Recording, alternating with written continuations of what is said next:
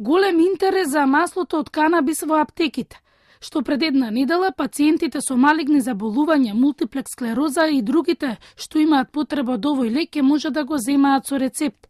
Во Македонија билката е с увоз од странство, додека екстракцијата од масло се прави во Македонија. Колку канабисот им помага на болните? Во Македонија во март оваа година се легализира за медицински цели. За резултати е се уште рано да се говори. Професори од странство објаснуваат дека и по неколку години студии има прогрес како подобрување на симптомите на болеста. Професорите од САД, Русо и Мекју објаснуваат дека канабисот се уште се истражува. Ние веруваме дека овие едукации на докторите ќе им помогнат со искуствата за многу земји кои користат канабис. Овој лек може да биде многу безбеден и ефективен ако правилно се користи. Имам 3 пациенти кои го користат канабисот во комбинација со други лекови. Имаше успеси. Моите експерименти започнаа пред 3 години. Бев замолен да им помогнам на пациенти кои бараат совет за употреба на канабис. За 3 години имав 5000 пациенти.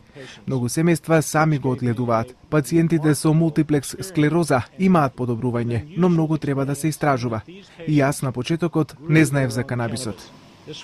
Агенцијата за лекови и Министерството за здравство објаснуваат дека има 2 барања во Македонија за одгледување на марихуана. Со донесување на овие законски измени се овозможи легално ставање во промет на безбедни и квалитетни препарати на база на канабис за точно дефинирани и пропишани медицински индикации, како и полесна достапност до овие препарати преку легален увоз или легално производство.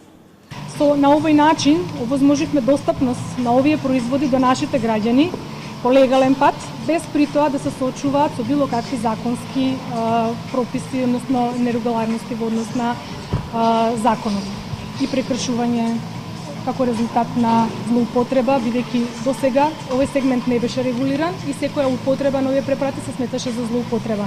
Со закон, на пациентите точно им се одредува точната и максимална доза од страна на докторите.